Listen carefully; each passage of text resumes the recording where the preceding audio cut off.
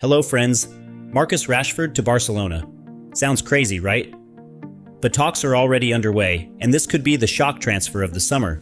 Meanwhile, Bayern Munich are making a big push for Luis Diaz, a move that could seriously shake things up at Liverpool. And over in North London, Tottenham are going all in on Eberechi Eze with a bold £68 million gamble. Make sure to subscribe and smash that like button. Unlike these transfers, it won't cost €70 million. Barcelona are making headlines again, and this time the transfer rumors are nothing short of a blockbuster. Word is the Catalan club is plotting a double swoop that could shake up their entire attack. Marcus Rashford and Nico Williams, both on their summer wish list. Yes, you heard that right. Despite being strapped for cash, Barca are somehow maneuvering to land two of the hottest attacking talents available. Let's start with Rashford. After a tough spell at Manchester United, where he struggled for form and found himself out of favor, Rashford is reportedly open to a fresh start. United, for their part, are said to be considering a loan deal just to get his hefty wages off the books. Imagine Rashford rocking up at the Spotify Camp Nou, eager to prove himself on the Champions League stage and reignite his career. For a player once tipped as England's next superstar, this could be the lifeline he needs. But here's where it gets even juicier. Barcelona aren't stopping there. They're still all in for Nico Williams, ready to splash out on his release clause and bring him in as a marquee signing. If both deals go through, Barca could suddenly boast one of the most dynamic wing pairings in Europe. Williams on one side, Rashford on the other, with the likes of Lamine Yamal and Lewandowski in the mix. That's enough pace and flair to give any defense nightmares. Of course, the big question is, how are Barcelona pulling this off financially? With their ongoing money troubles, it feels like they're walking a tightrope. But sometimes ambition wins out, and this summer, Barca seems determined to go big, no matter the risks. So is this the bold move that will put Barcelona back on top? Or is it a gamble that could backfire and leave the club in an even deeper hole? Can Rashford rediscover his spark in Spain, and will Nico Williams live up to the hype? I want to know what you think. Is this a masterstroke or a massive risk? Drop your thoughts in the comments below. Tottenham are back at it, trying to fix the sputtering attack with a headline-grabbing signing, and this summer's target is none other than Crystal Palace's Eberechi Eze. The buzz is real. Eze is reportedly itching for the move, already picturing himself dazzling in lily white and dropping hints left, right, and center that he's ready for a new challenge. On paper, this could be the missing spark Spurs fans have been desperate for. Let's not sugarcoat it. Last season, Tottenham's front line often looked like strangers, lacking chemistry and creativity. The attack was crying out for someone with Eze's flair, a player who can glide past defenders, unlock parked bus defenses, and conjure moments of magic out of nowhere. He's not just another squad option, he's the kind of game changer who could transform Tottenham's entire approach. For new boss Thomas Frank, landing Eze would be a statement of intent. Securing a marquee player right at the start of the window sends a clear message. Spurs are serious about building something special. Eze's skill set perfectly aligns with Frank's high-tempo, transition-oriented style. He is designed for quick breaks and creative play. But with a reported £68 million price tag, the pressure is on. That's a huge investment, especially for a club known for watching every penny. Spurs fans still remember the Ndombele saga, so the stakes are sky high. For that kind of money, Eze isn't just a prospect. He's expected to deliver from day one. There's a silver lining for Daniel Levy, though. The rumored release clause can be paid in installments. That means no drawn-out negotiations, just a straightforward deal, almost uncharacteristically smooth for Tottenham. So here's the big question. Is Eze the creative talisman Spurs have been missing since Eriksen's departure?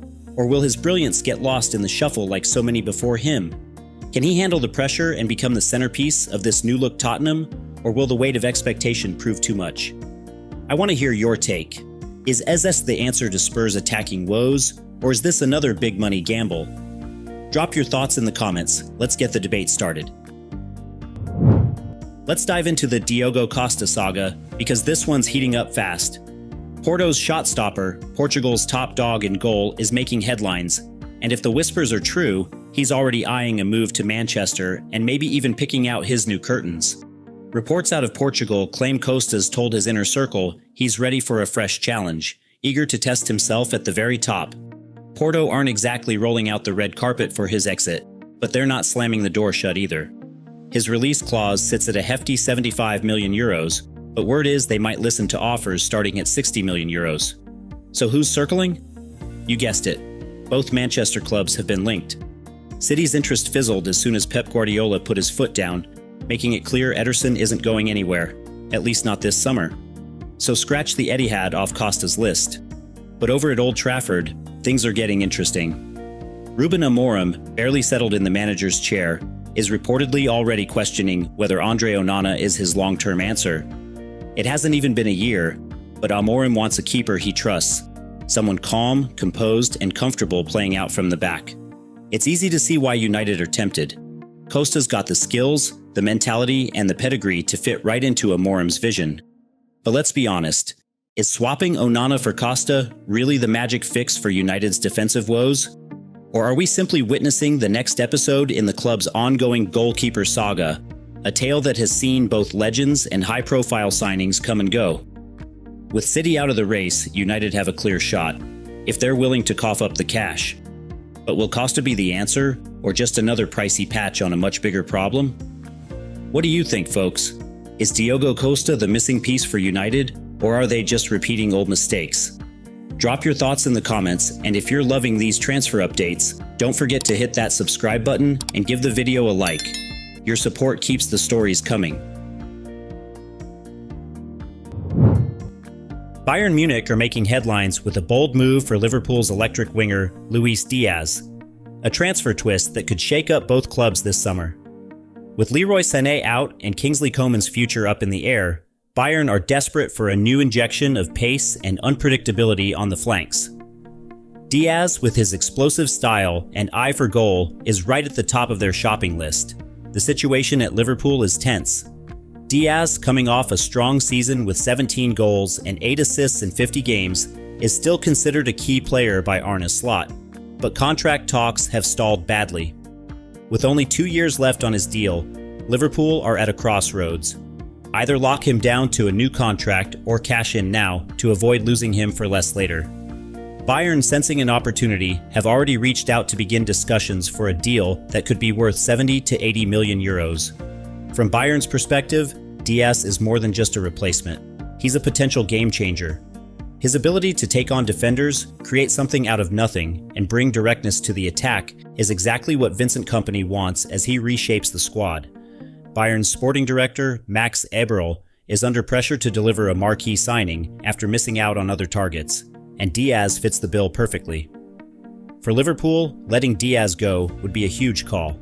Not only would they lose a player in his prime, but it could also signal the start of a bigger squad overhaul. Never an easy process, especially when rivals know you're flush with cash and desperate to fill the gap. Any sale would need to bring in top dollar, and Liverpool are expected to play hardball in negotiations. As for Diaz, a move to Bayern would mean a shot at regular silverware and Champions League glory, plus a starring role in one of Europe's biggest clubs. Personal terms likely won't be an issue. This is about ambition and the chance to shine on a new stage. So what do you think? Is Diaz the missing piece for Bayern's new era, or should Liverpool fight tooth and nail to keep their Colombian star? Would this transfer be a masterstroke for the Bundesliga giants, or a risky gamble for both sides? Drop your thoughts in the comments below, and if you want to stay ahead of every major transfer twist, make sure to give us a like. There's plenty more drama where this came from. Jadon Sancho's redemption or final fall? Jadon Sancho, once one of Europe's most exciting young wingers, is now on the verge of footballing exile. From dazzling at Dortmund to disappearing at Manchester United, his career has taken a turn no one saw coming. Let's be real, United paid £85 million for this guy. He was supposed to light up the Premier League. Instead, he's been benched, loaned out, and now completely left out of United's preseason squad. The message is loud and clear: he's done at Old Trafford. Then a lifeline. Out of nowhere, Fenerbahce swooped in, and with none other than Jose Mourinho leading the charge. A fresh start in Istanbul, Sancho would be the poster boy for a Mourinho revolution. Reports exploded. Personal terms? Agreed. A mega contract on the table. 10 to 12 million euros per season. The deal looked all but done. The Premier League misfit was about to become Turkey's top attraction. But then, the twist. Mourinho pulled out, just like that. After weeks of talks, he said no. Why? Turkish sources claim Mourinho was turned off by Sancho's attitude, that he was more focused on money than the mission. The man who's resurrected countless careers decided this one just wasn't worth it. So now the Istanbul dream is dead. But the story isn't over, because waiting in the wings is Juventus. The Italian giants are circling. Reports say they're close to finalizing personal terms. United are ready to sell. 25 million euros is the number being floated. And let's be honest, Serie A could be the perfect environment for a player trying to rebuild. Tactical, slower tempo, less spotlight. Sancho wouldn't just play, he could thrive. And maybe, just maybe, we'd finally see glimpses of that fearless electric winger we all remember from Dortmund. This is make or break. If he flops again, that might be it. The end of the Sancho hype. But if he gets it right, if Juventus give him the platform and he brings back the fire, we could be witnessing one of football's greatest turnarounds. From world record to bargain buy, Kepa's shocking Arsenal move. Once the most expensive goalkeeper in football history, now on the verge of being sold for just £5 million. This is the wild redemption arc of Kepa Arrizabalaga, and it's taking an unexpected twist toward the red half of North London.